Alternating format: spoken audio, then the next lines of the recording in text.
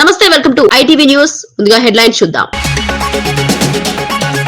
రాజధాని రైతుల సమస్యలపై త్రిసభ్య కమిటీ కీలక సమీక్ష. పరిహార భూ హక్కులపై అమరావతిలో వేడెక్కిన చర్చలు. రాజధాని అభివృద్ధికి న్యాయమైన పరిష్కారం వస్తుందన్న రైతన్న ఆశలు. కమిటీ మీటింగ్ తో అమరావతి ఉద్యమం మళ్లీ దృష్టిలోకి.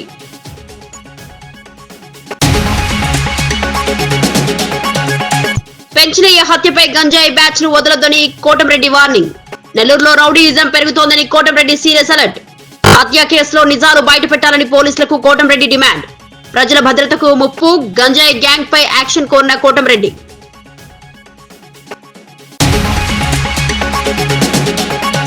కేటీఆర్ ఆరోపణలు నకిలీ, బీసీలతో ఆటలు ఆడొద్దని సీతక్క హెచ్చరిక. రిజర్వేషన్లు తగ్గాయన్న కేటీఆర్ మాటలకు Seethakka straight counter. Supreme guideline commission రిపోర్టే ఫైనల్ అని సీతక్క క్లారిటీ. బీసీలను భయపెట్టే డ్రామా ఆపండి అని కేటీఆర్ పై సీతక్క ఫైర్.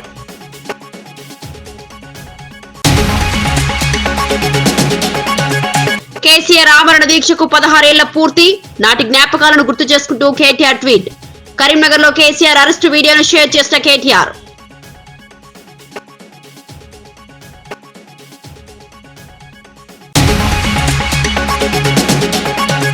కర్ణాటక సీఎం పదవిపై కొనసాగుతున్న సంక్షోభం.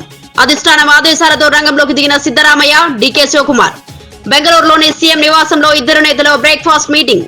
విభేదాలు పరిష్కరించుకున్నాకే ఢిల్లీకి రావాలని స్పష్టం చేసిన హైకమాండ్. పార్టీ నిర్వహించిన దీక్ష దివాస్ పై మంత్రి సీతక్క తీవ్ర స్థాయిలో మండిపడ్డారు. గతంలో ఒక్కరోజు మాత్రమే దీక్ష పెట్టుకున్న పార్టీ ఇప్పుడు 10 రోజుల కార్యక్రమం పెట్టి ప్రజలను తప్పుదోవ పట్టించాలని చూస్తోందని ఆమె ఆరోపించారు. పంచాయతీ ఎన్నికలు దగ్గర పడుతుండటంతో ఓట్ల కోసం బీఆర్ఎస్ కుట్రలు పడుతోందని అన్నారు. తమ వ్యక్తిత్వాలను కించపరుస్తూ అబద్దాల ప్రచారం చేయడం రాజకీయ దురుద్దేశమని సీతక్క స్పష్టం చేశారు. ప్రజా సమస్యలను పక్కన పెట్టి కక్ష సాధింపు రాజకీయాలు చేస్తుండడం అంగీకార యోగ్యం కాదని ఆమె హెచ్చరించారు. సీతక్క వ్యాఖ్యలు బయటకు రావడంతో బీఆర్ఎస్ కాంగ్రెస్ మధ్య రాజకీయ వాతావరణం మరింత వేడెక్కింది. అదే విధంగా అభిజిత్, విదుల్ చావ్లా మరియు రంజిత్ అనే మేము అక్కడ దీక్ష చేస్తే కరోనాను ఆరోగ్యశ్రీలో చేర్చాలని దీక్ష చేయడం జరిగింది. దాని మీద ప్రభుత్వం, ఆనాటి ప్రభుత్వము దీక్ష చేయొద్దని అక్రమంగా కేసులు పెట్టి మమ్మల్ని కేసులలో ఇరికించడంతో మరి గత కొంతకాలంగా కేసులకు అటెండ్ అవుతా ఉన్నాం. ఈరోజు కేసుకు అటెండ్ అయితే మళ్ళీ 18కు వాయిదా వేయడం జరిగింది. మేము ఆ రోజు అడిగింది కూడా న్యాయమైన డిమాండ్. ఎందుకంటే కరోనా అనేది ప్రతి ఒక్కరికి వ్యాపించింది. అది చాలా కాస్ట్ కూడా పెట్టుకునే పరిస్థితి. దానికి పేదోళ్లకు కరోనా వస్తే చాలా మంది చనిపోతున్నారు. ఆరోగ్యశ్రీ ఉంటే వైద్యం వాళ్ళకి అందుబాటులోకి వస్తుంది. కాబట్టి ఆరోగ్యశ్రీలో చేర్చాలని డిమాండ్ చేస్తూ నిరాహార దీక్ష చేపట్టడం జరిగింది. మరి ఆ నిరాహార దీక్షను భగ్నం చేయడమే కాకుండా మా మీద గాంధీనగర్ PS లో కేసులు పెట్టడం జరిగింది. సో అప్పుడు కూడా అన్నమే మేము చేస్తున్న న్యాయమైన పోరాటం. ఇది ఎవరికో ఏదో పొలిటికల్ కాదు. రాష్ట్రంలో ఉన్నటువంటి వాళ్ళు, దేశంలో, ప్రపంచంలో కూడా గడగడలాడిస్తున్నటువంటి ఈ కరోనా జబ్బుకు సామాన్యులు బలైపోతున్నారు. ఖరీదైన వైద్యం అందించలేని పరిస్థితి, తీసుకోలేని పరిస్థితి ఉంది. కాబట్టి గవర్నమెంట్ ఆరోగ్యశ్రీలో చేర్చి కరోనాకు ఫ్రీ ట్రీట్మెంట్ ఇవ్వాలనే డిమాండ్ చేయడంతో మా మీద ఈ కేసు పెట్టడం జరిగింది. ఏదేమైనా మేము ప్రజల మాజీ మంత్రి, గుంటూరు జిల్లా వైఎస్ఆర్సీపీ అధ్యక్షుడు అంబటి రాంబాబు నిర్వహించిన ప్రెస్ మీట్ లో కీలక రాజకీయ అంశాలు ప్రస్తావనకు వచ్చాయి. పార్టీ భవిష్యత్ దిశ, ప్రాంతీయ నాయకుల కార్యకలాపాలు, ప్రజా సమస్యలపై ఆయన చేసిన వ్యాఖ్యలు జిల్లాలో చర్చనీయాంశమయ్యాయి. అంబటి తన విమర్శలను నేరుగా, సంకోచం లేకుండా వెల్లడించడంతో పార్టీ శ్రేణుల్లో కొత్త చర్చలు మొదలయ్యాయి.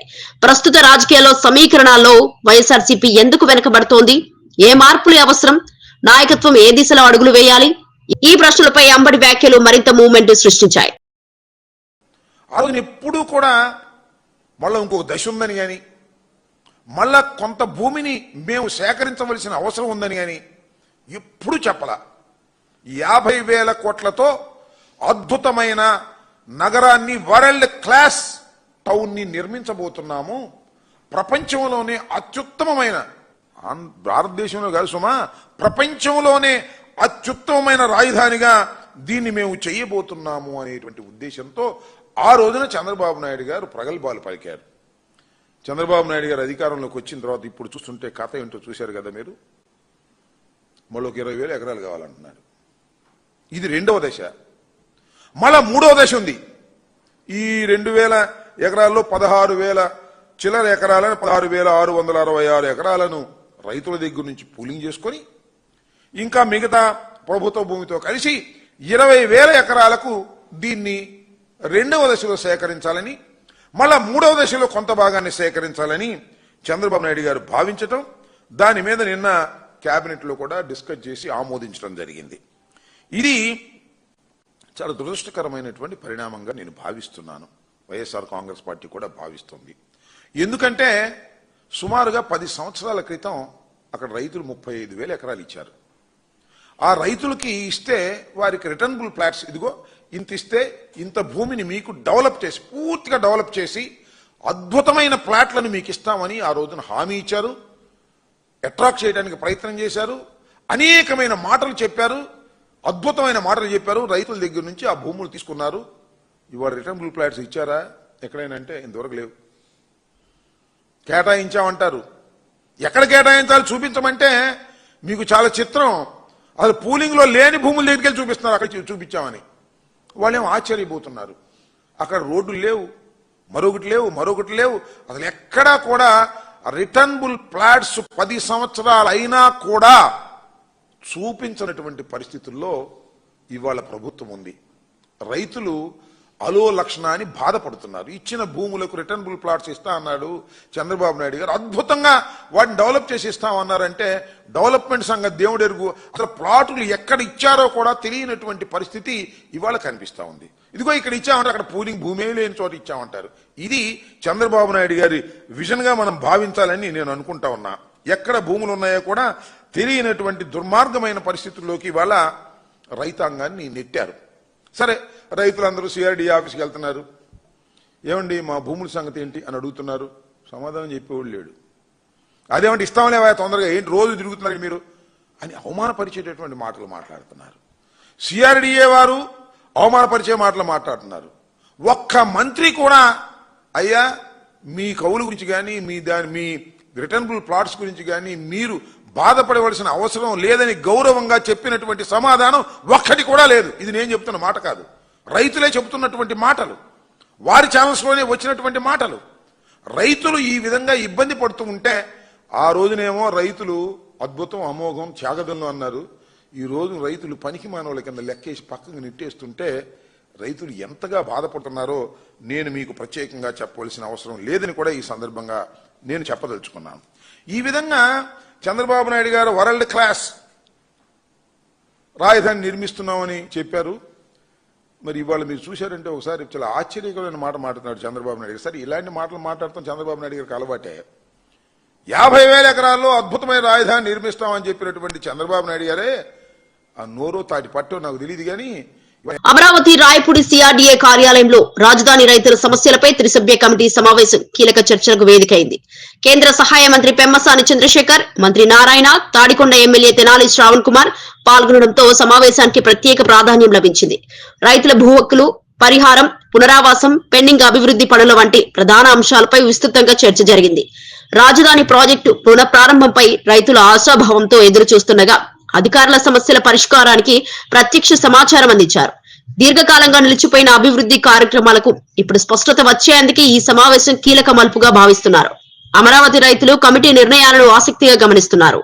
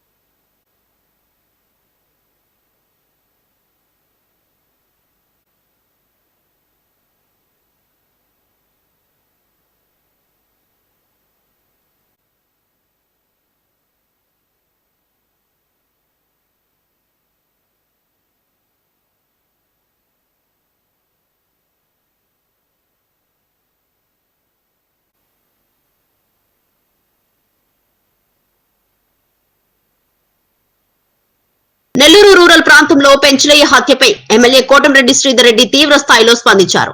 పడారపల్లి వద్ద జరిగిన ఈ దారుణం స్థానికులను కలవరపరిచిందని పేర్కొన్న ఆయన గంజాయి బ్యాచ్ పేరు పొందిన గ్యాంగ్ ను ఎట్టి పరిస్థితుల్లోనూ విడిచిపెట్టవద్దని పోలీసులకు సూచించారు. రౌడీయిజం చేసేవారు, గంజాయి విక్రయం చేసేవారు, భూ కబ్జాదారులు ఎవరు ఎంతటి వారైనా ఉపేక్షించకూడదని స్పష్టం చేశారు. ప్రజల భద్రతకు ముప్పు కలిగించే ఈ గ్యాంగ్ పై పోలీసులు చర్యలు వేగంగా కొనసాగాలని కోరారు. హత్య కేసులో నిజాలు వెలికితీసి నిందితులకు కఠిన శిక్ష విధించాలని ఆయన డిమాండ్ చేశారు. ఈ ఘటన తర్వాత ప్రాంతంలో చట్ట వ్యవస్థపై ప్రజల్లో ఆందోళన పెరిగింది. కోటంరెడ్డి వ్యాఖ్యలు వెలువడంతో పోలీసులు దర్యాప్తును మరింత వేగవంతం చేశారు.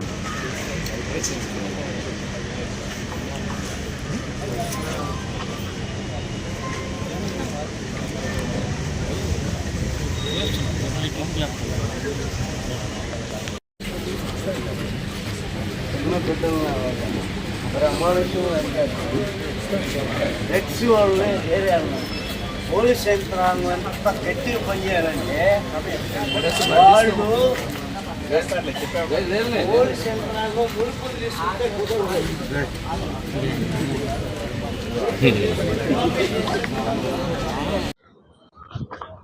కువైట్ నుంచి భారత్ రావాల్సిన నెల్లూరు జిల్లా రాపూరు మండలానికి చెందిన 7 ప్రయాణికులు శ్రీలంక కొలంబో ఎయిర్పోర్ట్ లో తీవ్ర ఇబ్బందులు ఎదుర్కొంటున్నారు. చెన్నైకి రావాల్సిన వారి విమానం భారీ వర్షాల కారణంగా రద్దు కావడంతో గత 2 రోజులుగా ఎయిర్పోర్ట్ లోనే చిక్కుకుపోయారు. ఆహారం, విశ్రాంతి, అవసరమైన సౌకర్యాల లేమితో కుటుంబాలు తీవ్ర ఆందోళన చెందుతున్నాయి. వెంటనే స్పందించి తమను సురక్షితంగా స్వదేశానికి తెప్పించాలని రాష్ట్ర ప్రభుత్వానికి వారు విజ్ఞప్తి చేశారు. సోషల్ మీడియాలో వీరి వీడియోలు, సందేశాలు విస్తృతంగా వైరల్ అవుతుండటంతో పరిస్థితి మరింత దృష్టికి వెళ్లింది. అధికారులు ఇప్పటికీ విమానయాన సంస్థలతో సంప్రదింపులు ప్రారంభించినట్టు సమాచారం. ప్రయాణికుల కుటుంబాలు త్వరితగతిన చర్యలు తీసుకోవాలని కోరుతున్నాయి. కొలంబో టు చెన్నై టికెట్ తీసుకొని వచ్చాము. కువైట్ ఎయిర్పోర్ట్ వచ్చిన తర్వాత అక్కడ ఫ్లైట్ లేట్ అని చెప్పారు. మేము 7 o'clock వచ్చాము. తర్వాత ఫ్లైట్ వచ్చి షెడ్యూల్ మారింది కాబట్టి 1 o'clock ఆ టైం కువైట్ టైం వచ్చింది. కొలంబోలో ఉదయం వచ్చింది. ల్యాండ్ చేసేదానికి వీలు కాలేదు, వెదర్ సరిగా లేదు, వెదర్ సహకరించలేదని చెప్పి ల్యాండ్ చేసి టచ్ చేసి మళ్ళా లేసిపోయి 20 నిమిషాల పైన గాలిలో చక్కర్లు కొట్టి అదే కొలంబోలో వేరే ఎయిర్పోర్ట్ దగ్గర మమ్మల్ని ల్యాండ్ చేశారు. మేము అనుకున్నామంటే okay this is the weather problem కాబట్టి ఇబ్బంది ఏముండదని చెప్పే ఉద్దేశంతో మేము కూడా గమనిన్నాం. 3 గంటల వరకు ఫ్లైట్లోనే పెట్టారు మమ్మల్ని.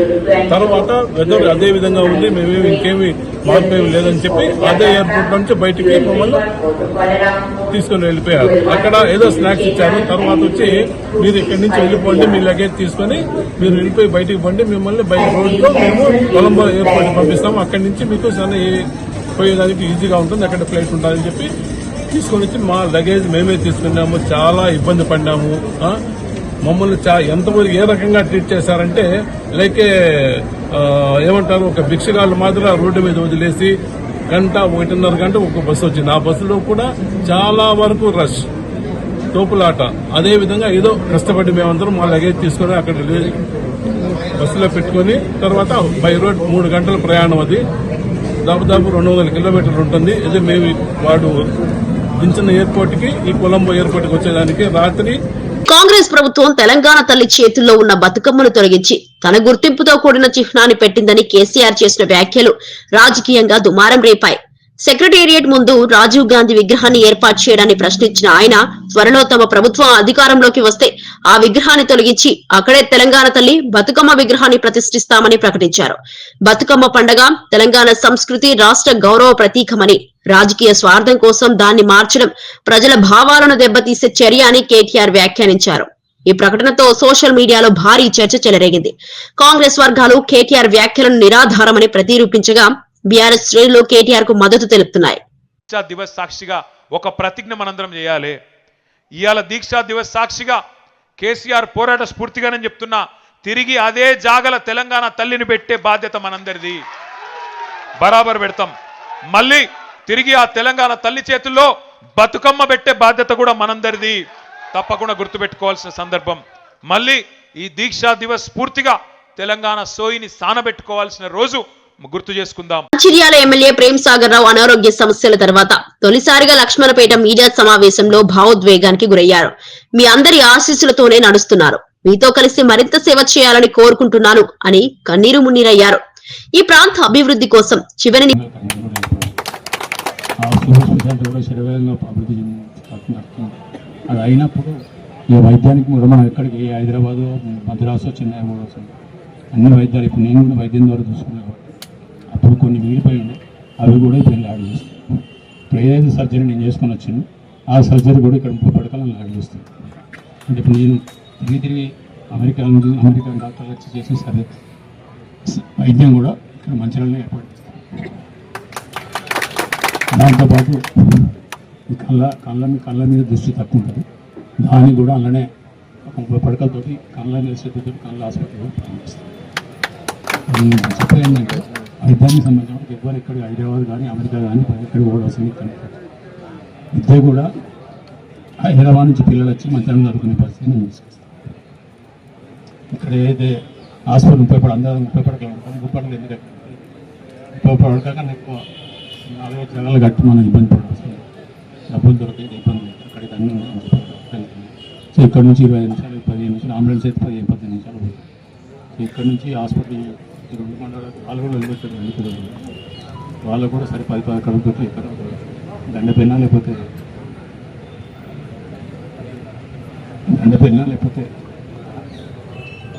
చేయడం జరుగుతుంది. ఇట్లా ప్రతి కార్యక్రమం తీసుకొని చేస్తుంది. రైతు సోదరులకు మీ అందరూ చెప్పేది ఒకటి, ఇవాళ ఎన్నికలు లేకపోతే నేను వచ్చే పరిస్థితి లేదు. ఎన్నికల కోసం రావడం జరిగింది, నిన్న వస్తువులు కూడా వచ్చింది. నా మీద దయ ఉంచి చేతి నుంచి ఇప్పుడు నిలబడ్డది సర్పంచ్ అభ్యర్థులు 61 మంది, నేను వాళ్ళ తరఫున నేను నిలబడ్డా. జడ్చర్ల ఎమ్మెల్యే అనిరుద్ రెడ్డి ఉప ముఖ్యమంత్రి పవన్ కళ్యాణ్ పై చేసిన ఘాటు వ్యాఖ్యలు రాజకీయ వాతావరణాన్ని ఒకేసారి వేడెక్కించాయి. నువ్వు 70 ఏళ్లైనా సీఎం కాలేవు, దమ్ముంటే ఒంటరిగా పోటీ చేయి అంటూ ఆయన తీవ్ర విమర్శలు చేశారు. తెలంగాణలో ఆస్తులు అమ్మేసి ఆంధ్రప్రదేశ్ కు పారిపోవాలని మాట్లాడటం కూడా వివాదాస్పదమైంది. పవన్ కళ్యాణ్ తెలంగాణ ప్రజలకు క్షమాపణ చెప్పాలని అనిరుద్ డిమాండ్ చేశారు. ఈ వ్యాఖ్యలతో జడ్చర్లలో జనసేన కాంగ్రెస్ శ్రేణుల్లో చర్చలు పెరిగాయి. రాజకీయ వర్గాలు కూడా ఈ వ్యాఖ్యలను గమనిస్తున్నాయి. పవన్ ను లక్ష్యంగా చేసుకుని ఇంత దూకుడు వ్యాఖ్యలు రావడం ఇదే మొదటిసారి కాకపోవడంతో ఈ వివాదం మరో రౌండ్ కు దారితీయొచ్చని విశ్లేషకుల అభిప్రాయం. ఇరిగేషన్ ప్రాజెక్ట్ చేసుకుంటున్నారు, కన్స్ట్రక్షన్లో మీరే ఉన్నారు. అయినా కానీ ఒక్క మాట వల్లనే మేము ఏమైనా అంటున్నామా? బిజినెస్ చేసుకోవాలని ఇస్తున్నాము, ఫ్రెండ్లీగా ఉన్నాము. అట్లాంటి ఈరోజు నువ్వు ఒక ఇంత పెద్ద మనిషివి, నువ్వు ఇట్లా మా తెలంగాణ ప్రజల గురించి తెలంగాణ గురించి మాట్లాడడం తప్పు, నేరం. నువ్వు క్షమాపణ చెప్పాల్సిందే అని చెప్పి కూడా నేను తెలియజేస్తున్నాను. నువ్వు ఒక పెద్ద పవర్ స్టారు, నీ గురించి ఏమైనా మాట్లాడితే తప్పు అంటే అది మాత్రం కరెక్ట్ కాదు. తప్పు నువ్వు మాట్లాడినావు కాబట్టి తప్పు అని చెప్తున్నావు. నేను కూడా మీ ఫ్యానే. మొన్న రీసెంట్ మూవీ కూడా ఫ్లాప్ అయిన మూవీ కూడా నీది అట్లీస్ట్ ప్రొడ్యూసర్ అయినా బాగుపడాలని చెప్పేసి ఇక్కడ 800 రూపాయలు టికెట్ పెంచితే కూడా నేను కూడా పోయి నీ మూవీ చూస్తాను. కానీ ఈ రోజు నువ్వు సెంటిమెంట్గా మా తెలంగాణ వాళ్ళ గురించి మాట్లాడితే మాత్రం కరెక్ట్ కాదు. ఎందుకు మళ్ళీ హైదరాబాద్ ఆస్తులు కొనుక్కుంటున్నావు? మాది నరదిష్టి అంటున్నావు కదా, మరి మీరు బాగుపడితే మేము చూడలేము కదా, ఎందుకు హైదరాబాద్ ఆస్తులు కొనుక్కుంటున్నావు? అన్ని అమ్మేసుకొని పోయి విజయవాడలో ఉండరు కదా, నీకు ఇక్కడ ఏం పని అని చెప్పి నేను చెప్తున్నాను. 2024లో పొత్తు పెట్టుకున్నావు. నువ్వు సింగిల్గా పోయి ఉంటే నీ పరిస్థితి ఏందో అందరు తెలుస్తుండే. నువ్వు సింగిల్గా పోలేదు, మళ్ళీ చంద్రబాబు నాయుడుని పట్టుకొని అయినవు. ఒక మెగాస్టార్ చిరంజీవి గారి తమ్ముడిగా ఆయన పేరు చెప్పుకుంటేనే నీకు స్థానం ఉన్నది. నిజంగా మెగాస్టార్ చిరంజీవి గారు లేకుంటే నువ్వు యాక్టర్ అయ్యేదా? నువ్వు ఎప్పుడైతే మాట్లాడినావో తెలంగాణ వాళ్ళ గురించి మాది నరదిష్టి, మా కళ్ళు పడే గోదావరి అంతా నాశనం అయిపోయిందని చెప్పి మాట్లాడడం మాత్రం కరెక్ట్ కాదు. అట్లా మాట్లాడినప్పుడు నీకు కూడా చిత్తశుద్ధి ఉంటే నువ్వు హైదరాబాద్ ఆస్తులన్నీ అమ్ముకొని పోయి విజయవాడలో నీకంతా. టీపీసీసీ చీఫ్ మహేష్ కుమార్ గౌడ్ పై మాజీ ఎంపీ వినోద్ కుమార్ చేసిన వ్యాఖ్యలు సిరిసిల్ల జిల్లాలో రాజకీయ వాతావరణాన్ని వేడెక్కించాయి. దీక్షా దివాస్ కార్యక్రమంలో పాల్గొన్న ఆయన నిందించేవారు ఆనాడు గాంధీజీ కాలంలో ఉన్నారు, ఇప్పుడు కేసీఆర్ కాలంలో కూడా ఉన్నారని వ్యాఖ్యానించారు. ఉప్పు సత్యాగ్రహం సమయంలో గాంధీ పరారయ్యాడని చెప్పేవారితో ఇప్పటి విమర్శకులేవీ తేడా లేదని అన్నారు. కేసీఆర్ ఉద్యమ దీక్షను దొంగ దీక్ష అన్నారని ఆరోపణలపై ఆయన ఘాటుగా స్పందించారు. నాయకులపై అబాసు పాలు చేసే విమర్శలు ప్రజాస్వామ్యాన్ని బలహీనపరుస్తాయని వినోద్ కుమార్ వ్యాఖ్యానించారు. ఆయన ప్రసంగం వీడియో సోషల్ మీడియాలో వైరల్ అవ్వడంతో మహేష్ గౌడ్ వర్గం కూడా ప్రతిస్పందించే అవకాశాలున్నాయి. మహేష్ కుమార్ గౌడ్ వినాలి. గాంధీ గారు కూడా ఇట్లే అన్నారు. మహాత్మా గాంధీని సాబర్మతి ఆశ్రమం నుండి క్విట్ ఇండియా మూవ్మెంట్ కంటే ముందు, ఉప్పు సత్యాగ్రహం జరిగే ముందు మహాత్మా గాంధీ సాబర్మతి ఆశ్రమం అహ్మదాబాద్ నుండి బయలుదేరే ముందు డిండి యాత్ర ఆయన బయలుదేరిన తర్వాత అక్కడ ఉన్నటువంటి వ్యాపారవేత్తలు అక్కడ ఆ రోజు వరకు మహాత్మా గాంధీ గారికి సహాయం చేసేటువంటి కొంతమంది ఆ సాబర్మతి ఆశ్రమానికి కట్టడానికి చందాలు వసూలు చేసిండు మహాత్మా గాంధీ. మళ్ళీ తిరిగి ఇస్తా అని చెప్పిండు.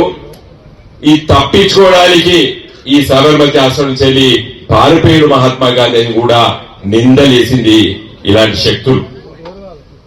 మహాత్మా గాంధీ ఏం చెప్పిండు? మన కేసీఆర్ గారు తెలంగాణ అభివృద్ధి వేగం ప్రపంచంలో అత్యంత పురోగతి సాధించిన దేశాలతో సమానంగా కొనసాగుతోందని ఉప ముఖ్యమంత్రి భట్టి విక్రమార్క అన్నారు. 2047 నాటికి రాష్ట్ర ఎకానమీని $3 ట్రిలియన్ స్థాయికి తీసుకెళ్లడమే ప్రభుత్వ ప్రధాన లక్ష్యమని పేర్కొన్నారు. పరిశ్రమలు, ఐటీ, వ్యవసాయం, స్టార్టప్స్ వంటి అన్ని రంగాల్లో సమగ్ర వృద్ధి సాధించేందుకు ప్రభుత్వం దిశానిర్దేశం చేస్తోందని తెలిపారు. పెట్టుబడుల పెరుగుదల, మౌలిక వసతుల అభివృద్ధి, విద్యారంగ సంస్కరణలు ఆల్ కలిసి రాష్ట్ర ప్రగతిని వేగవంతం చేస్తాయని అన్నారు. యువతకు అత్యాధునిక ఉద్యోగ అవకాశాలు సిద్ధం చేస్తామని, తెలంగాణను భారతదేశ ఆర్థిక కేంద్రంగా మార్చేందుకు ప్రభుత్వం అనేక విధానాలను అమలు చేస్తోందని భట్టి వెల్లడించారు. ఆయన వ్యాఖ్యలు బయటకు రావడంతో ప్రజలు, వ్యాపార వర్గాలు ఆసక్తిగా స్పందిస్తున్నాయి. రాష్ట్ర ప్రభుత్వ energy principal secretary Naveen Mittal garu, SPDCL CMD Musharraf గారు, సింగరేణి సిఎండి బలరాం గారు, అట్లాగే ట్రాన్స్కో సిఎండి కృష్ణ భాస్కర్ గారు. ఈరోజు మీ ద్వారా రాష్ట్ర ప్రజలకి, దేశానికి, ఇంకా తెలంగాణ ప్రయోజనాలని విస్తృతంగా ఆశించేటువంటి ప్రపంచ స్థాయి పెద్దలకు కూడా అందరినీ దృష్టిలో పెట్టుకొని ఈ రాష్ట్రానికి భవిష్యత్తులో జిఎస్డిపి పెరగటానికి కావలసిన విధంగా రాష్ట్ర ప్రభుత్వం గౌరవ ముఖ్యమంత్రి రేవంత్ రెడ్డి గారి నాయకత్వంలో ఈ ప్రజాప్రభుత్వం యావత్ కేబినెట్ సహచరులందరూ కలిసి పెద్ద ఎత్తున కొన్ని ప్రణాళికలు తయారు చేయడం జరిగింది. ఆ ప్రణాళికలన్నీ కూడా ఈ రాష్ట్రం కేవలం ఈ దేశంలో ఉన్నటువంటి రాష్ట్రాలతోనే కాదు, ప్రపంచంలో అత్యంత అభివృద్ధి చెందినటువంటి దేశాలతో పోటీ పడే స్థాయిలో తెలంగాణకి బలమైనటువంటి పునాదులు వేస్తూ 2047 కల్లా $3 ట్రిలియన్ ఎకానమీగా తెలంగాణ రాష్ట్రాన్ని తీర్చిదిద్దాలనేటువంటి ఆలోచనతో ముందుకు పోతున్నటువంటి సమయం ఇది. దానికోసం వేస్తున్నటువంటి ప్రణాళికలు, రావాల్సినటువంటి పెట్టుబడులు, ఇక్కడ వ్యవస్థీకృతంగా ఏర్పడవలసినటువంటి వ్యవస్థలు, వీటన్నిటికీ అత్యంత అవసరమైనది ప్రధానంగా ఎనర్జీ. ఆ ఎనర్జీని కూడా ఆ స్థాయిలో ముందుగానే ప్రణాళికలు తయారు చేసుకొని సరిపోయే స్థాయిలో మనం అవగాహన చేసుకొని పునాదులు వేసుకుంటూ ముందుకు పోకపోతే అనుకున్న లక్ష్యాల్ని మనం చేరలేము. కాబట్టి అసలు మనం ఇప్పుడు ఎక్కడున్నాము, ఏ అవసరం ఉంది, ఎప్పుడు ఎక్కడి నుంచి ప్లాన్ చేసుకుంటే ఆ అవసరాన్ని రీచ్ అవుతాం అనేది ఎలక్ట్రిసిటీకి సంబంధించి, ఎనర్జీకి సంబంధించి కొంత స్పష్టమైనటువంటి అవగాహనని ట్రాన్స్పరెంట్ గా ఉండేటట్టుగా కేవలం రాష్ట్ర ప్రజలకే కాదు, నిందా కూడా చెప్పినట్టు ఈ రాష్ట్ర ప్రయోజనాలను విస్తృతంగా ఆశించి ఆశీర్వదించేటువంటి దేశ స్థాయిలో ఉన్నటువంటి అందరికీ, ప్రపంచ స్థాయిలో ఉన్నటువంటి అందరికి కూడా ఈ విషయాలన్నీ అవగాహన చేయాలనేటువంటి ఆలోచనతోనే ఈ పవర్ పాయింట్ ప్రజెంటేషన్ని ఈరోజు మీ ద్వారా వారందరికీ తెలియడం కోసం ఒక చిన్న ప్రయత్నం చేస్తా ఉన్నాం. ముఖ్యంగా why power is important. Power ఏ డెవలప్మెంట్ సంబంధించినటువంటి ఎకానమీ అయినా పూర్తి స్థాయిలో అభివృద్ధి చెందాలి అంటే అన్ని సెక్టార్స్ అనుకున్న స్థాయిలో అభివృద్ధి చెందాలి. ఉదాహరణకి మ్యానుఫ్యాక్చరింగ్ సెక్టర్ కానీ, సర్వీస్ సెక్టర్ కానీ, అగ్రికల్చర్ సెక్టర్ కానీ, ఉత్పత్తి రంగాలు. ఈ ఉత్పత్తి రంగాలు పెద్ద ఎత్తున అభివృద్ధి చెందితేనే వాటి ద్వారా ఉత్పత్తి భారీ స్థాయిలో పెరిగి రాష్ట్ర జిఎస్డిపికి ఉపయోగపడుతుంది. తద్వారా మన ఎకానమీ ఆశించిన స్థాయిలో ఎదుగుతుంది.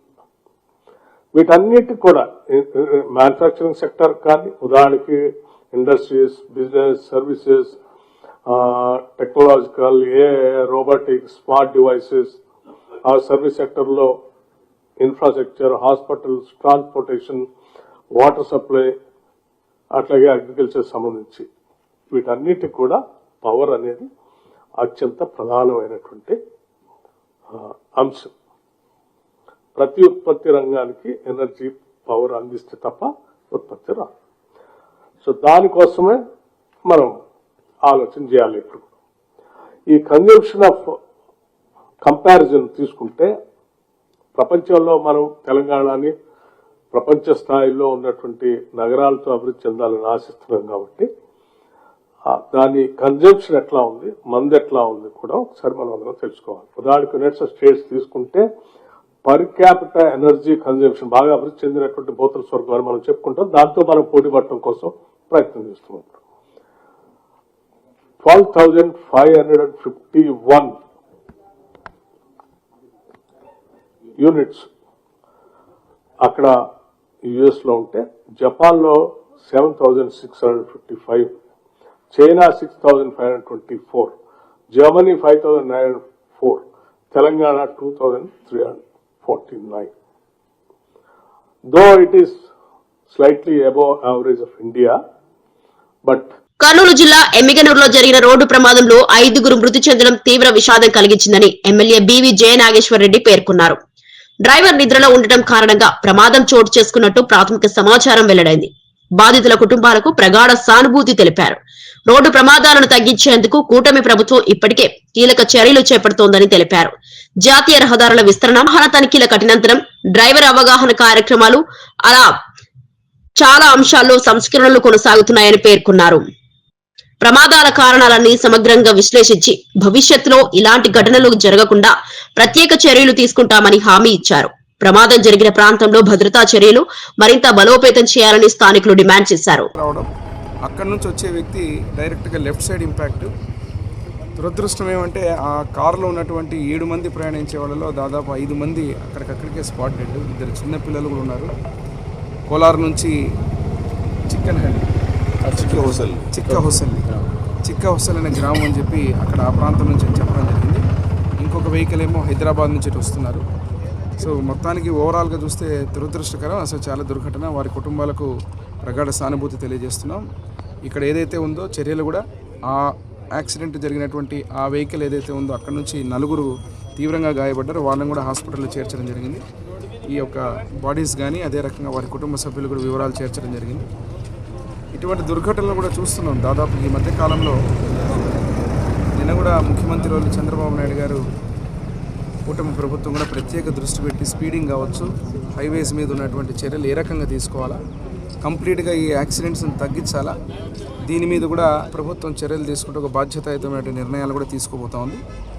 ఇటువంటి దుర్ఘటన ఈ ప్రాంతం మన జ్యూరిడిక్షన్లో జరగడం చాలా బాధాకరంగా ఉంది. ఎందుకంటే చిన్నపిల్లలు అదే రకంగా ఆ కుటుంబంలో ఉన్న 5 కూడా వాళ్ళు అక్కడ నుంచి వచ్చేటువంటి స్పాట్ డెడ్ అక్కడ చనిపోవడం అనేది చాలా బాధాకరం. వారి కుటుంబాలకు ప్రగాఢ సానుభూతి తెలియజేస్తూ ఈ వివరాలతో పాటు వారికి కూడా ఏ రకమైన సహాయ సహకారం అందించాలో ప్రభుత్వం తరఫున అదే రకంగా పోలీస్ శాఖ వారు కూడా ఇమీడియట్గా దాని రిలీఫ్ కూడా మెజర్స్ అని తీసుకుంటారు. సరే, ప్రధానంగా వార్తలు ముగించే ముందు ముఖ్యాంశాలు మరోసారి. రాజధాని రైతుల సమస్యలపై త్రిసభ్య కమిటీ కీలక సమీక్ష. పరిహారం, భూ హక్కులపై అమరావతిలో వేడెక్కిన చర్చలు. రాజధాని అభివృద్ధికి న్యాయమైన పరిష్కారం వస్తుందన్న రైతన్న ఆశలు. కమిటీ మీటింగ్ తో అమరావతి ఉద్యమం మళ్లీ దృష్టిలోకి.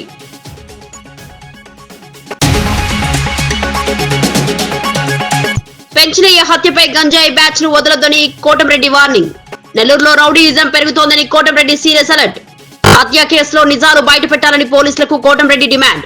ప్రజల భద్రతకు ముప్పు, గంజాయి గ్యాంగ్ పై యాక్షన్ కోరిన కోటంరెడ్డి.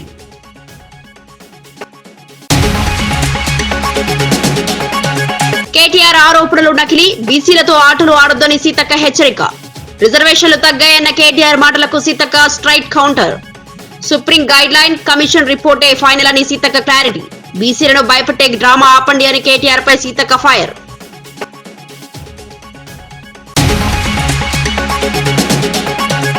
కేసీఆర్ ఆమరణ దీక్షకు 16 ఏళ్ల పూర్తి, నాటి జ్ఞాపకాలను గుర్తు చేసుకుంటూ కేటీఆర్ ట్వీట్. కరీంనగర్ లో కేసీఆర్ అరెస్టు వీడియోను షేర్ చేసిన కేటీఆర్.